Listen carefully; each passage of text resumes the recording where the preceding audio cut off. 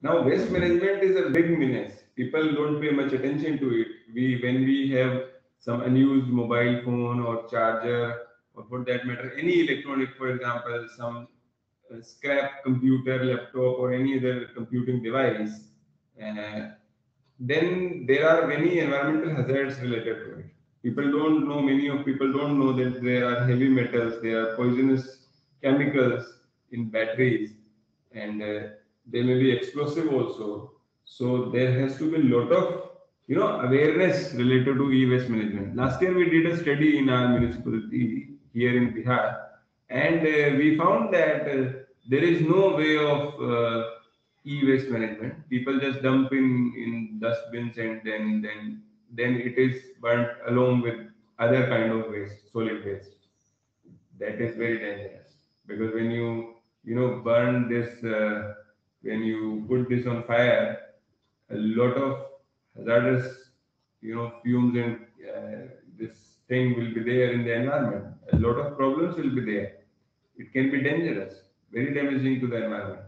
So, in green technology, in green IT in particular, because your usage of ICT results in a lot of e-waste on regular basis, a lot of e-waste. So, this is an issue that should be paid heed to, e-waste management. If you are thinking about sustainable use of ICT, then you must work on policies within your organization, within your community about electronic waste management.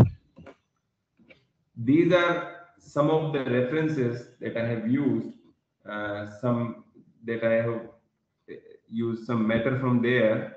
For example, there is this United Nations website. There, this Sustainable Development Goal is given.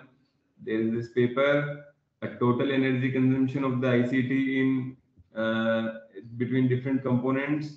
This is by Stephen Lange. I referred to. There is Green Harvard page and Intelcom page. Now I have this favorite author, E.F. Schumacher, who wrote a very good book. He is author of Small is Beautiful. If you remember, in the very beginning of this presentation, I said something about bigger is not always better. And then there is this book, Small is Beautiful. This is the message of this book, that wisdom demands a new orientation of science and technology toward the organic, the gentle, the elegant, and beautiful. Now we demand a new orientation of science and technology. That is, we need a complete paradigm shift.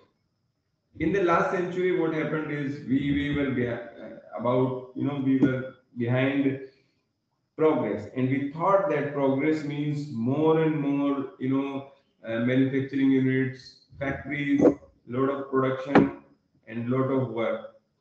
But now we have started to realize that it is causing damage to the environment. We are having acid rains, we are having ozone layer depletion, we are having many such environmental issues. Recently, during this Chhat festival in Delhi, we all saw pictures of froth in the Yamuna River, and we all see damage to our environment everywhere. In Rajasthan, also you can see such examples. There is a lot of depletion of groundwater. There is a lot of contamination due to industrial units. So wisdom demands a new orientation of science and technology. We have to be less aggressive. We should care about the organic, the gentle, the elegant, and the beautiful. I will recommend all of you to read this book by E.F. Schumacher. And before we go further, you may ask any question if it is related to our discussion. If there is any query or if any input is there, I would like my audience to please ask their questions one by one, and then we will go further.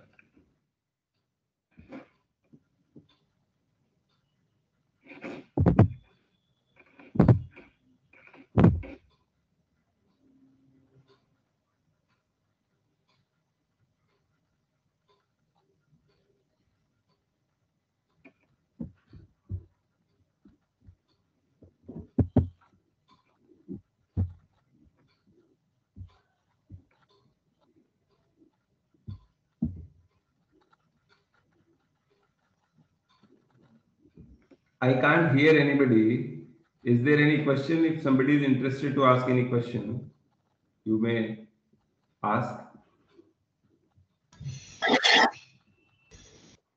so that I know that you are actually, attending the session and are still in the teaching.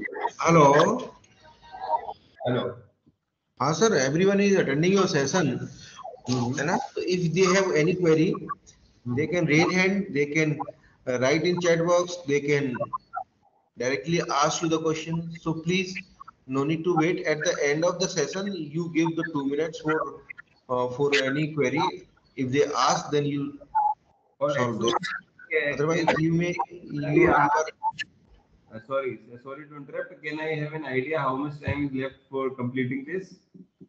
yes, 2 hour, 2 hour.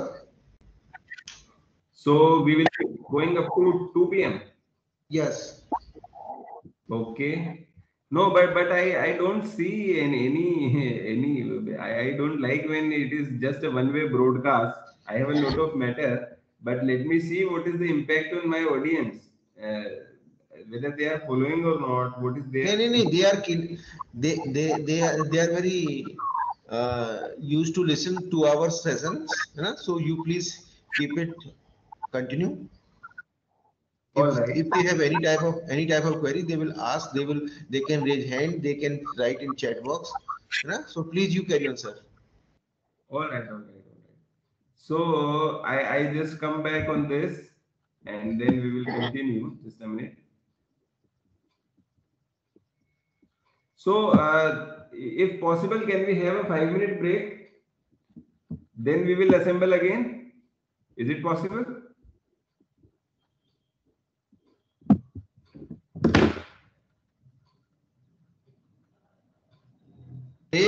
There is no break, sir. But if you need 2 minutes, then you may take Yeah, 2 minutes. Otherwise, I don't disconnect your system. okay. You may take 2 minutes, but don't Because disconnect I your have system. and I have to attend something extremely important. So I need just 5 minutes. Yes, if you have any call, please mute it and then can attend. Okay, audio video you can off, then you can attend, sir. Please continue your lecture.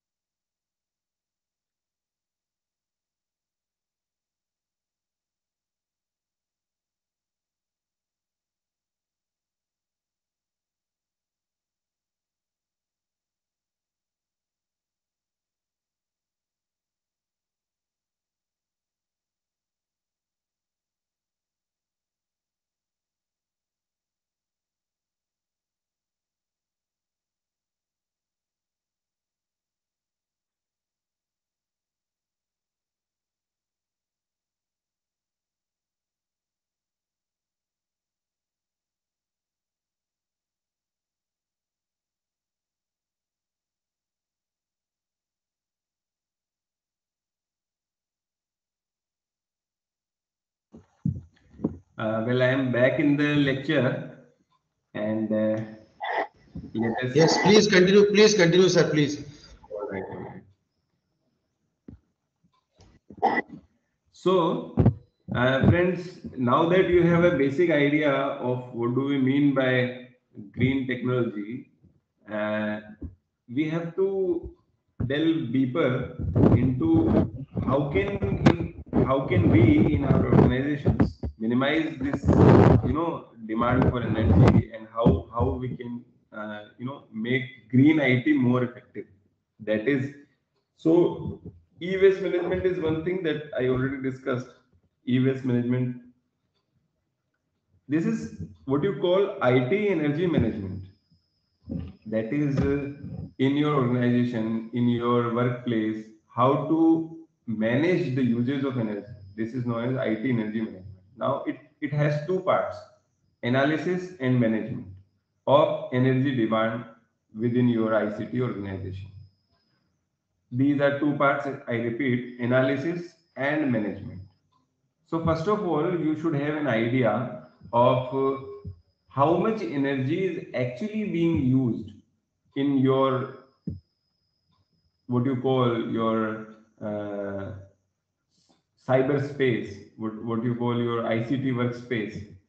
Now it can be anything. For example, you have different computing devices, you have peripheral devices like you have printers, and you have other. So it is not necessarily just computers, it is everything related to your ICT, information and communication technology. It is also your storage devices, your servers, your workstations, your data centers, routers, switches, gateway, everything that is there, your mobile phones, their chargers.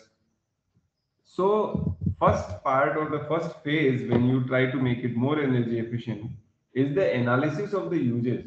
You have to collect data. You have to find out what is the uses. Now this becomes quite interdisciplinary because computer science people are normally educated and have more interest in softwares, in building programs and applications. But now this is more about what you can say electrical engineering or physics actually, where you know about, for example, if uh, what power is consumed. In fact, I have interacted with many computer engineers who don't even. Once there was in Viva, and I asked somebody, a student, and she was not even aware about what is the difference between the between power and energy. She didn't know that, you know. So that is very important to know about the, for example, what is the voltage that is used in home appliances, in computers. Many people don't know that it is 220 volts that is there in India in electricity. It's a range to 20 to 40 volt, and that our home electricity is working on 50 hertz of frequency that is there. In many different countries there are different regulations, so frequency and voltage levels may differ also, and there is this transmission. So one should have a basic idea of electricity and power.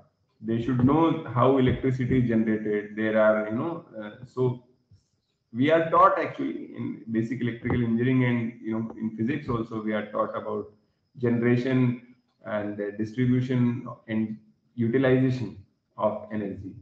So that is there, some basic idea is there, but we should know. So a few years ago, we one of my BTech students group, I assigned them a project to find out the carbon footprint of the university where I was earlier working, and we did a study, and through our study we found that most of the energy usage was due to switched on lights.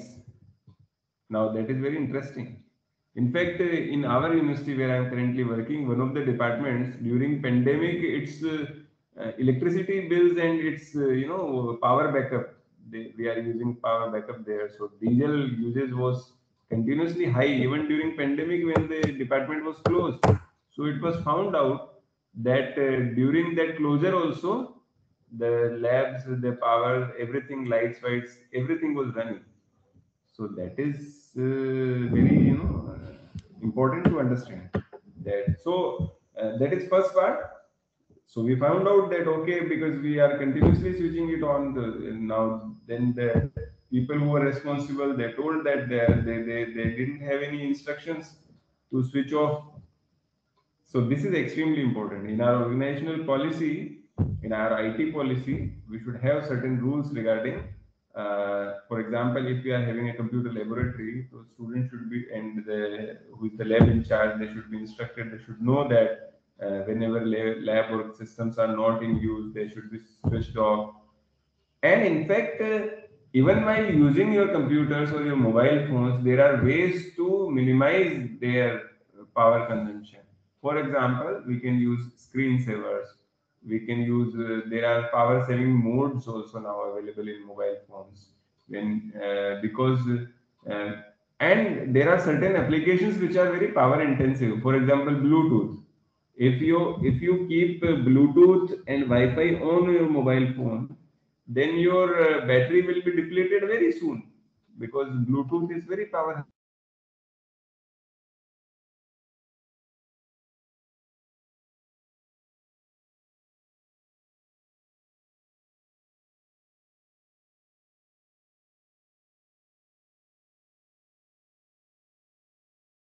Their efficiency. So as I said, 23% of your power, your energy used in this data center. So you should pay attention. Second part is PC power management, because there are personal computers which also use. In a study in US, it was found that 50% of PCs are left on overnight, and it resulted in an annual energy wastage of 28.8 billion kWh, kilowatt hours, around $2.8 billion per year. This is a huge amount. Just by leaving your computers, PCs switched on during night, it resulted in this much of loss.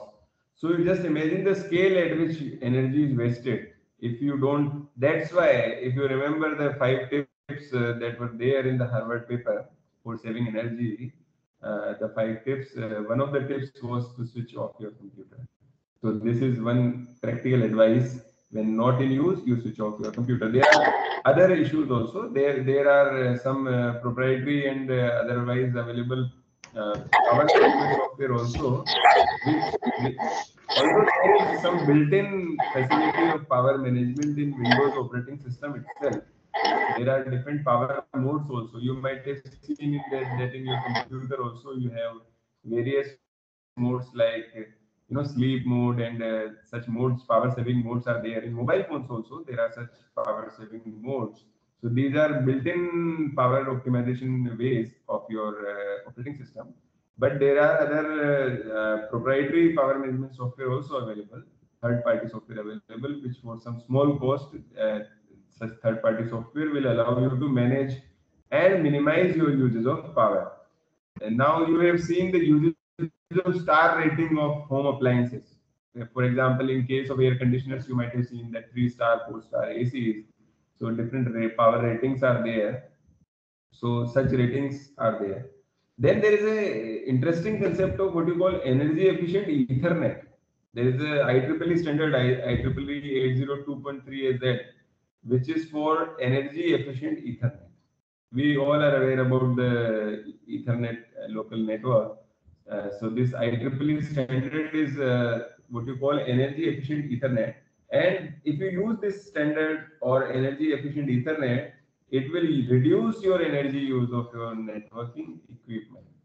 In 2005, one study says that all the network interface controllers in the US used an estimated 5.3 terawatt hours of electricity. And energy efficient, one study found that energy efficient Ethernet could save an estimated $450 million of year in energy costs. So this study was only about the United States. If you take it on global scale, or if you think in terms of India, we can also think of using this energy efficient Ethernet. This is a good idea. So I would like to revise the few points. First is server and data center management, which was around 23% of your uses of data. Then came the PC management. The important lesson or takeaway was to switch off the computers when not in use. And third thing, which I have highlighted, is your energy efficient Ethernet. That is one way of doing it. Then your organization and resources for IT management is there are many different industry associations also and policy organizations who are working on promoting energy efficient standards, including IT energy management. For example, there is this what you call the green grid there is Alliance to Save Energy, there is Climate Savers Computing Initiative, there is 2 degrees. If you know about the Green Grid Alliance, now this Green Grid Alliance, what they are doing is it is a non-profit industry consortium of end users, policymakers, technology providers, facility architects, and utility companies collaborating to improve the resource efficiency of data centers. There were around 175 member companies, and now what is their role? In 2006, when it was initially announced, the Green Grid Consortium was announced. It included members like HP, IBM, Sun Microsystems, Dell, etc. Later on, Intel and Microsoft also joined them.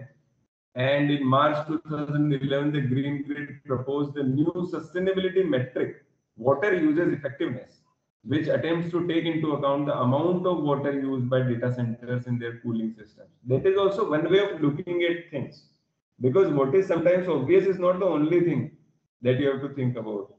For example, we all pay attention to use of electricity, how much electricity is consumed by computers, data centers, or servers. But in this particular initiative of the Green Grid, they also analyze the use of water in the cooling systems of data centers. So leave aside small data centers, there are very large, very huge data centers which are used by companies like Amazon or by Google. They are having extremely large data centers. And as I told you earlier, there is heat dissipation issue, so a lot of cooling is required. Now that cooling, air conditioning also uses different liquids, including water. So then now Cisco, Dell, EMC, HP, IBM, Schneider, Siemens, many such companies have become member of the Green Grid Alliance. So there is this concept of what you call power usage effectiveness. That is important. If you are interested in minimizing your energy use, there is this metric, what you call power usage effectiveness. What is power usage effectiveness? It is a ratio that describes how efficiently a computer data center uses energy. Specifically, how much energy is used by the computing equipment in contrast to cooling and other overhead that supports the equipment. So PUE, we call it PUE, power usage effectiveness. So PUE is a ratio of total amount of energy used by a computer data center facility to the energy delivered to the computing equipment. For example, if your suppose you are using 10 watt of power, 10 watt of power is used by your computer, and 2 watt is actually utilized by actual amount of power that is used by your center, then 2 by 10, that is 0.2 is the PUE, or the power usage effectiveness ratio. There is a formula. PUE is equal to total facility energy divided by IT equipment energy. Ideal PUE is 1, okay, but due to some other issues like cooling, lighting, these also require. So PUE, goes down. There are different standards also. There is this ISO IEC 30134 standard, and there are other standards also related to the power usage effectiveness. So there is this criteria of power usage effectiveness. Then there is a Climate Savers Computing Initiative. That is very important. There is an initiative, Climate Savers Computing Initiative, that is also a non-profit group of consumers, businesses, and conservation organizations, which are dedicated to promoting smart technologies that improve power efficiency and reduce energy consumption of computers. It is based in Portland, Oregon, USA, and Climate Savers Computing Initiative later on combined with the Green Grid, and they are continuing to work with their organizations. What is their goal?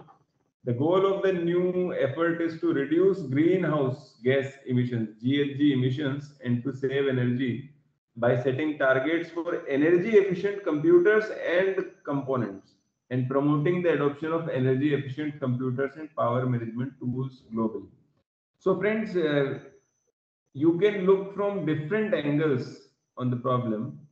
This way of the climate savers computing initiative, they look from the point of view of computer hardware. When you say energy efficient algorithms, you are looking from the point of view of software. Now they are talking about green software also. So there are different possible ways, but it is not, these are not straight, what you call the standalone things. All these things are interrelated because hardware, software, servers, all these are interrelated. And if you try to, and you should try to find some comprehensive way by which you achieve overall what you call PUE, overall efficiency. The study that I cited, Stephen et al., in the very beginning, and if you remember, the important insight from that study was that although there are certain ways by which energy demand is reduced by use of ICT, but overall, if you look at the overall picture, the use of ICT results in increased use of energy. That insight is extremely important. So suppose what you are trying to do is you are working on efficient hardware which will use less energy. It may result in overall increase of energy. So all the agencies, all the stakeholders should work in tandem. That is the message.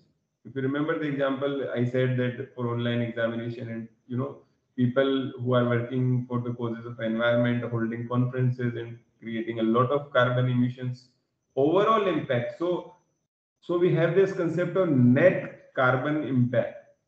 What is your net carbon footprint? Whatever efforts you are doing, what are different ways, whether you are using energy efficient algorithm, whether you are trying to minimize the need of cooling, whether you are using energy efficient hardware, or whether you are doing some kind of measures and trying to minimize your energy uses, it should result in overall reduction in the energy uses. That is the important aspect of green IT. When you say green IT simply does not mean that you will be using more environment friendly products or you will be using less energy. It is not as simple as that, but it is the comprehensive, the complete thing of product designing, process and everything management in such a way that your overall energy demand is reduced and your overall footprint on the environment, the overall damage that you cause environment is minimized. This is the way. This is the holistic view of way of looking at things.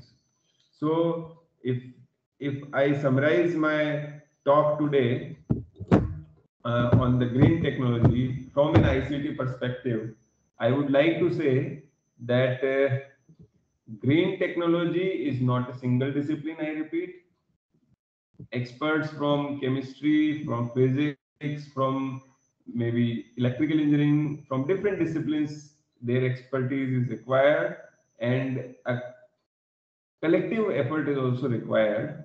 From an ICT perspective, we can say that regardless to popular opinion or regardless of what we normally think, that ICT results in less damage to the environment or maybe less uses of energy, some studies have concluded that sometimes it leads to use of more energy. So we should not think about mindless automation of all the things.